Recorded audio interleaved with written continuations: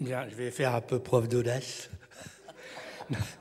Non, ce que je veux dire, moi, c'est peut-être une des rares fois où M. Panetta, effectivement, quand on parle de finances locales, vient à parler en même temps de ce qui se passe au niveau de l'État.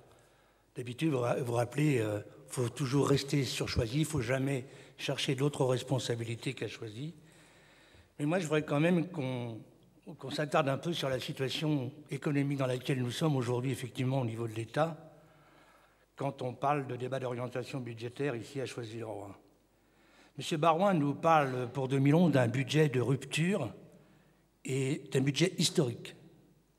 Alors, parler de rupture, moi je veux bien, effectivement, on peut en parler, parce qu'on est effectivement en face d'un budget de rupture entre le pouvoir en place et le peuple de France. Historique, j'en suis pas vraiment sûr, tant ce projet de budget porte effectivement la marque de la continuité et de l'aggravation. Et je dirais même la marque de l'entêtement dans une voie qui a détruit 800 000 emplois depuis l'arrivée de M. Sarkozy à la tête du gouvernement.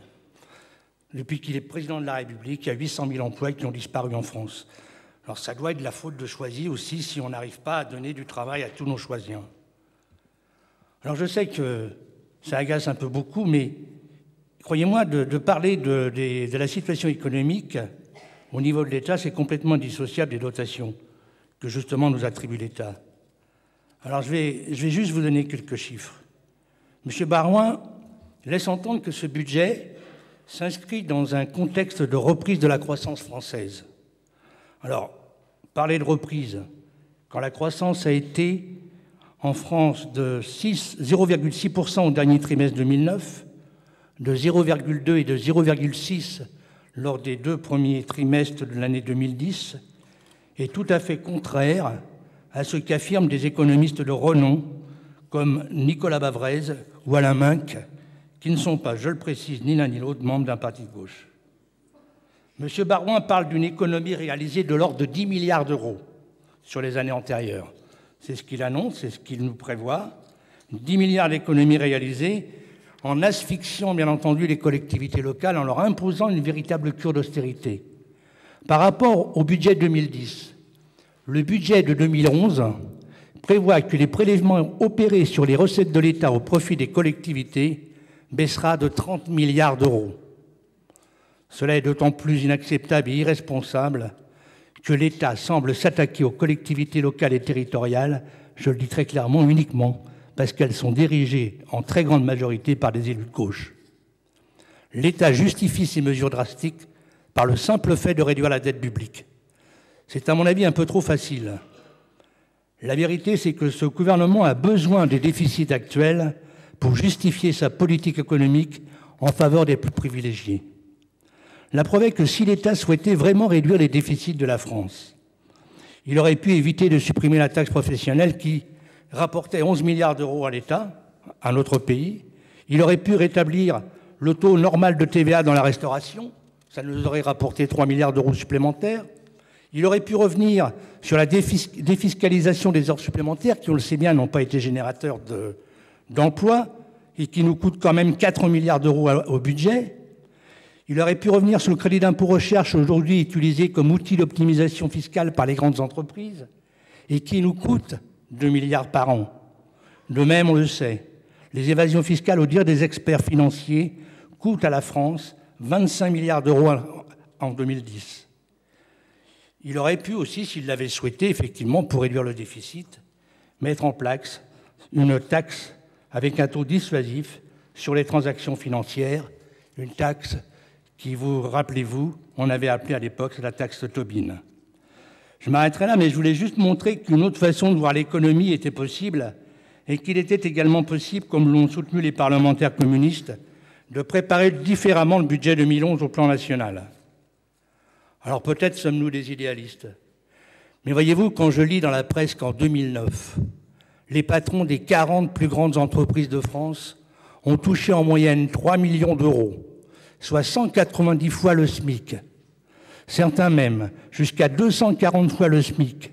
Et que dire du salaire de Gordon Gosme, le président de Renault, 9 millions d'euros, 570 fois le SMIC. Je me dis qu'il y a là vraiment quelque chose qui ne va pas bien dans notre monde. De l'argent, il y en a.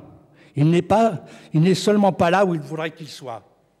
Quand la Commission européenne constate que la part des salaires dans le produit intérieur brut de notre pays, qui, je vous le rappelle, est de 1800 milliards d'euros, a baissé de 8,4 à 9,3% au cours des 30 dernières années. Cela veut tout simplement dire qu'il y a de 120 à 170 milliards d'euros qui ont ripé des revenus du travail aux revenus du capital. 170 milliards d'euros. C'est 10 fois le déficit de la sécurité sociale, ou si vous préférez, c'est 20 fois le déficit des caisses de retraite. C'est tout simplement indécent. De même, la part des produits financiers dans la valeur ajoutée des entreprises est désormais près de 2 fois supérieure, 29% contre 15%, à celle de leurs cotisations sociales. Pour en finir avec les chiffres, il faut savoir que les revenus financiers des entreprises et des banques ont explosé entre 1980 et 2009 pour atteindre plus 626%. J'ai bien dit 626%.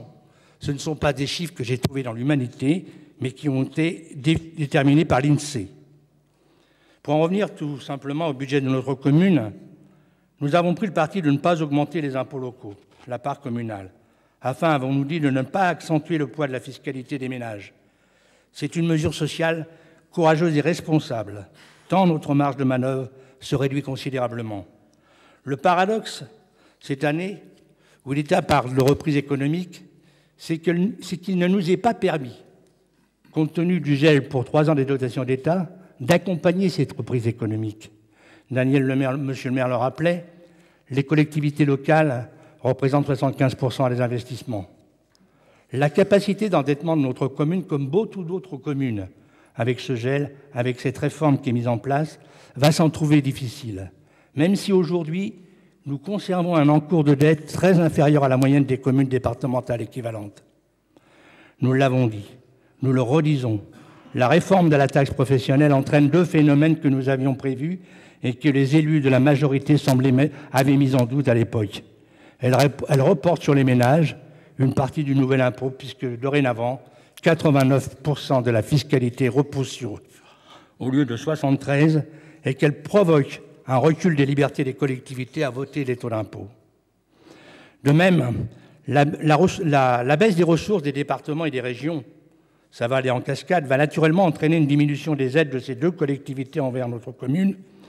Et là encore, des services aux habitants vont s'en trouver diminués, sauf à considérer la prise en compte de nouveaux transferts de charges pour notre ville. Je voudrais revenir pour finir sur une intervention formulée par M. Martins lors des rencontres économiques pour bien préciser qu'il ne faudra pas compter sur nous pour trouver de nouvelles ressources fiscales à travers nos projets d'aménagement urbain. Pas question notamment, comme le laissait entendre cet intervenant, d'augmenter le nombre de logements au détriment des activités économiques. Favoriser le plus grand nombre d'habitants pour toucher plus de taxes d'habitation en demandant aux choisiens de travailler hors de la ville n'est pas sérieux. Et c'est méconnaître les retombées économiques sur notre commerce local en favorisant la création de nouvelles zones d'activité économique. Favoriser l'emploi, donner à nos habitants la possibilité de travailler près de chez eux, augmente leur pouvoir d'achat et agit donc de façon indirecte sur la fiscalité locale. Au contraire, faire supporter encore plus les dérives financières d'un gouvernement discrédité aux yeux d'un plus grand nombre à l'ensemble de nos concitoyens n'est plus tolérable. Il faut vraiment que cela change, comme vous le disiez, monsieur le maire, et qu'on arrête de nous culpabiliser avec des phrases sarkoziennes du style « il n'y a plus d'argent », les déficits publics sont énormes, il faut que tout le monde fasse des efforts et j'en passe. Merci.